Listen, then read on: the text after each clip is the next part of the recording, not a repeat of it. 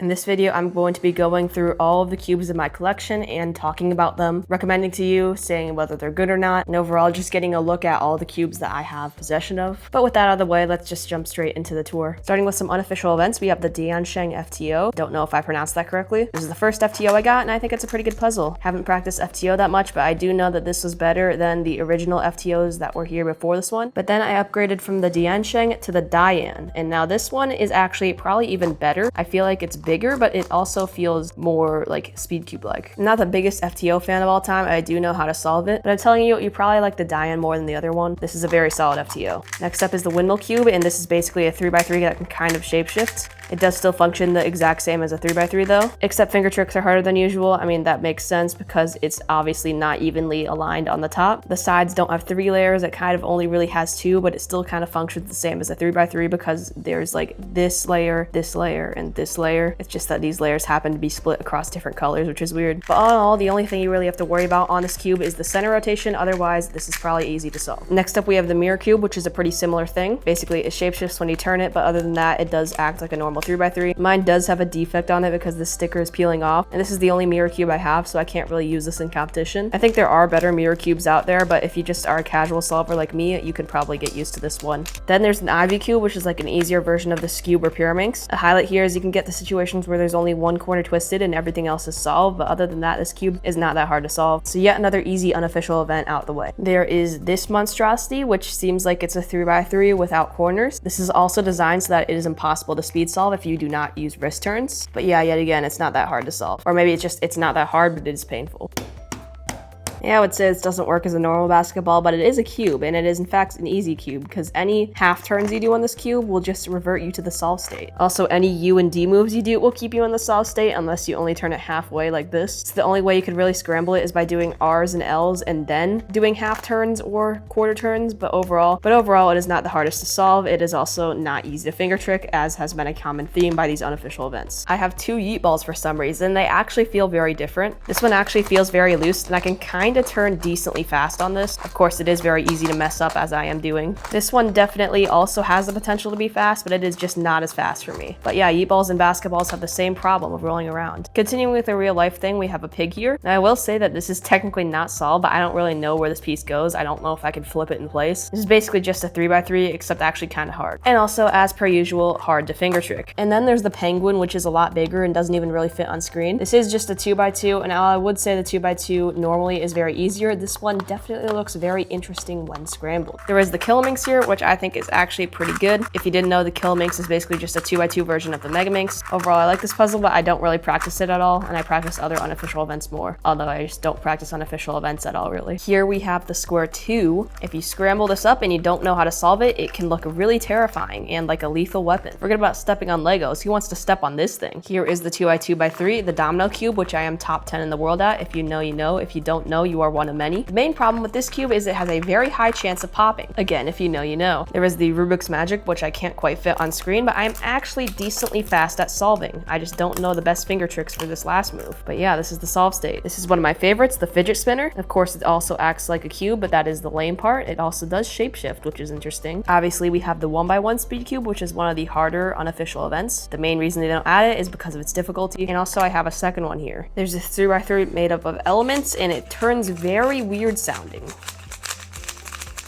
But overall, there is an assigned color to each side, so it doesn't make it that hard. And finally, for our last unofficial event, you have the entire Earth. Getting into the official events, we have clock here. This one is a blue clock, which is pretty fun. I don't really practice, but cool. And then there is the normal Chuyi clock, which has a very big crack in it right down there. I actually only have one square one, being the MGC. To be fair, this is the main one and only one you really need. Still feel like I kind of should have more though. For square one, when you can turn really well, it is super satisfying, and when you can't, then it is very bad. I have 3 Pyraminxes here. Let's start with the stickered one. I don't remember what brand it is from, but it is not actually as bad as it looks. Still not the best Pyraminx in the world though. Then I have again Pyraminx. I don't remember which one, but this is also not bad. And lastly, we have my actual main, which is a Moyu Pyraminx. Again, I'm not quite sure which one it is, but I feel like this one's pretty good when you're able to control it. I actually also have this Pyraminx, which cannot fit on screen, and it is very large, as you can see. Well, I mean, I guess you can't really see, but it is big, trust me. It is just small enough though, so that I could still do kind kind of reasonably good finger tricks on this thing. I have these 2 cubes for the slippery event. I actually like really overlubed this one for like a challenge, and I mean, it's actually kind of probably recovered now. I just still feel like I cannot control this thing, even if it looks like I'm turning slow right now, which I probably am. Then there is my actual main, which is the GAN Enhanced Cube. I can simply control this one better, and that is why I use it. I think speed and cube is a lot less important than control. I have 3 Megaminxes. Let's start with the worst one. As you can tell, this Megaminx is not magnetic, and that is a big problem for Megaminxes. Non-magnetic Megaminxes absolutely suck, even though it looks like I'm kind of turning fast in this one. Then there is the Diane Megaminx, which I actually did main for a while. It's a pretty solid Megaminx in my opinion. If you want to buy this is a very good option. And then lastly, we have the GAN Megaminx. I am still testing this one, but overall I like this one a lot. I feel like it has similar speed to the Diane, but we'll ultimately see if I like it better. Now I have 2 7x7s here, which look nearly the exact same, except this 7x7 I think is really good, and this 7x7 pops every 5 seconds. You know what? I think this one's actually cheaper, so get this one. I also have 2 6x6s. This one pops a lot, but also it pops less than the 7x7 version of this one does. And this one is just an absolute atrocity that you should not buy. I have 3 5x5s, and these are all pretty good. Starting with the MGC, this one is kind of big, but definitely a still good option even in 2026. I used this cube a long time ago in 2024. Yes, 2024 is 2 years ago by now. And so because I was turning so slow, I just had a negative feeling about this cube, but this is actually a pretty good cube now that I'm turning it while I'm 2 times faster. The MGC is still a good option in 2026. There are just better ones, such as the GAN 5x5 right here, which actually is pretty good. The only issue is that it does this a little bit too often for my liking. But if you can avoid the pops, this is a super good cube and also feels great. And then there's this Moyu 5x5 I got over Christmas. And this one feels the fastest of my 5x5s. Definitely has the most potential, so I think I like this one the best. I have a good amount of 4x4s, starting with this one and this one.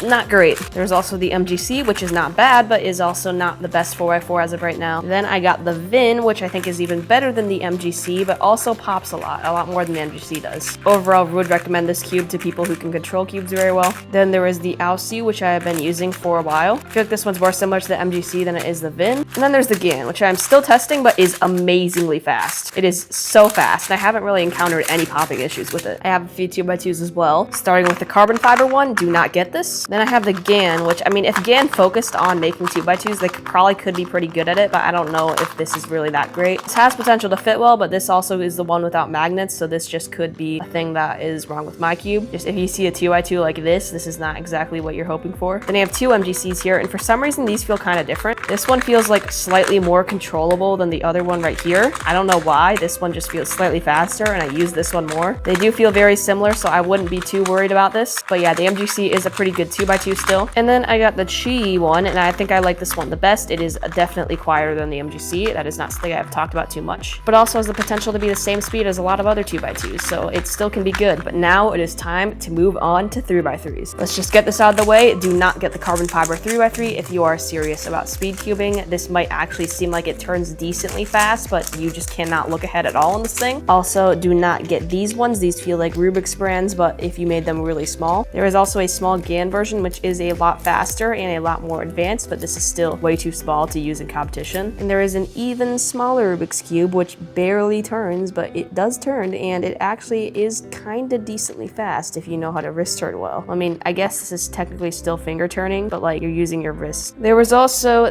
this gigantic cube, which is about as big as the Pure Minx, and you can only really use wrist turns. I don't think you can really hold this in your hands that well. Overall, if you practice, you could probably get sub 1 minute on this thing, but I just would not practice this. There is this cube, which I think glows in the dark. It is not a terrible cube for speed solving, but I don't know if you really can on this thing. It does look interesting though, even without the lights on. There is this cube, which explodes every 5 seconds if you really want it to. Also, what's funny about this cube is you can literally just take a corner out of the cube, which is not supposed to be possible. Probably a good reason for these exploding. There is this J-Perm cube, which I haven't put in my videos much, and overall feels like a decent cube, but it feels way too slow for my liking. There is the GAN Swift Blocker Rubik's Speed Cube, and this one is not terrible. I wouldn't say it's my best of the cubes. There's this pretty old GAN cube that I used to use for blindfolded. I mean, I feel like this is kind of a weird cube to use for that, but I don't know. There's also the same one, but I kept the logo on this one, and these cubes just have a really distinct feel from the rest of my collection in a way that like I could think I do a turn, but I actually just like don't do the turn at all for some reason. There is the GAN 11M Soft, which I just don't think is that good of a cube for me. I just do not like the feel and do not like the turning at all. There is a GAN 11M Pro that is very old that I haven't lubed in a while.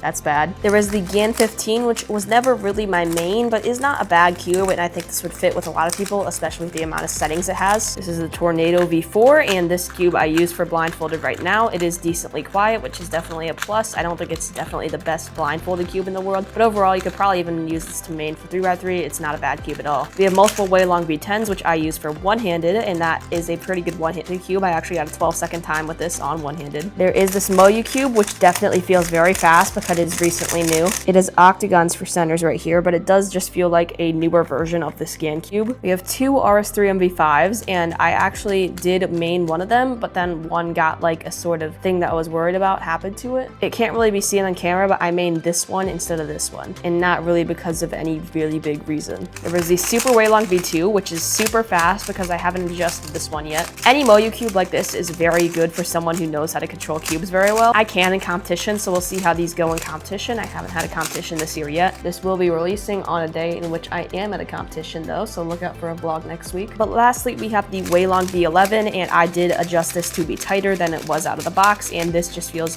like a perfect combination of speed and tightness for me, so I think I'm going to use this one in my next competition, but we'll see. That will be the end of this tour. I have showed you all of my cubes, and I will see you in the next video.